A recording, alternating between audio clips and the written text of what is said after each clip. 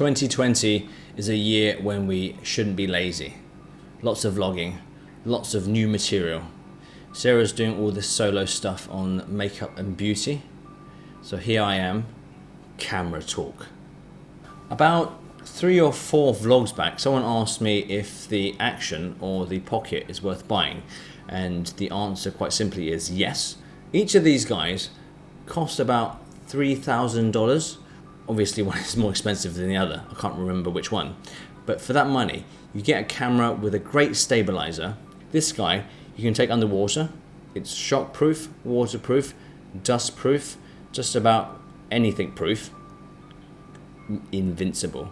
This guy, you can plug in a microphone.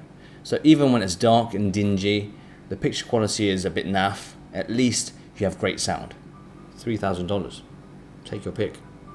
My first action camera was the GoPro 3. I bought that, wow, 6-7 years ago. And because you need an app on your phone, you need your phone to access the GoPro to use it, I found it a bit inconvenient. So I gave up that guy pretty quickly.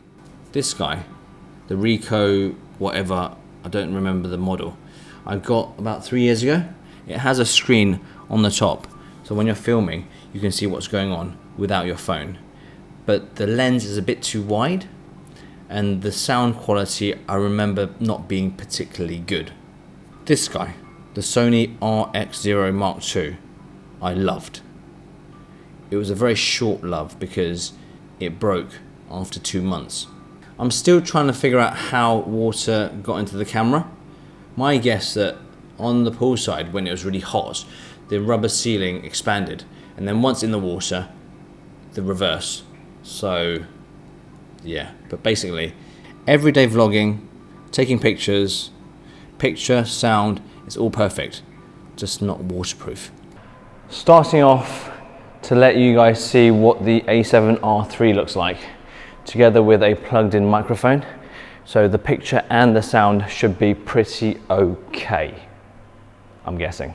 There is a slight problem with the A7R III when we're doing selfies like this. There's no stabilizer, or the stabilizer isn't great, so there's going to be a little shake. So back to today's main topic, which is the DJi.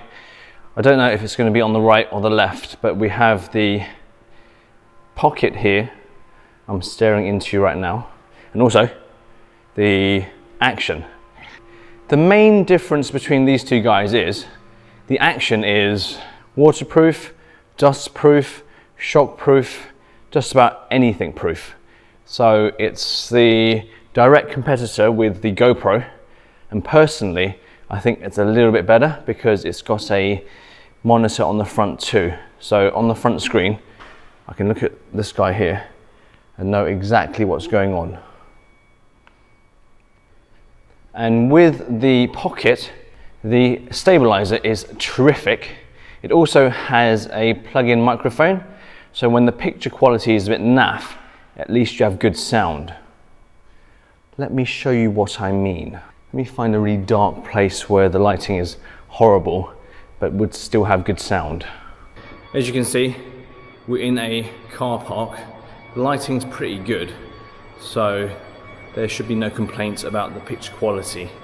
So even now, the picture quality is a little worse. At least the sound is still pretty good, I think.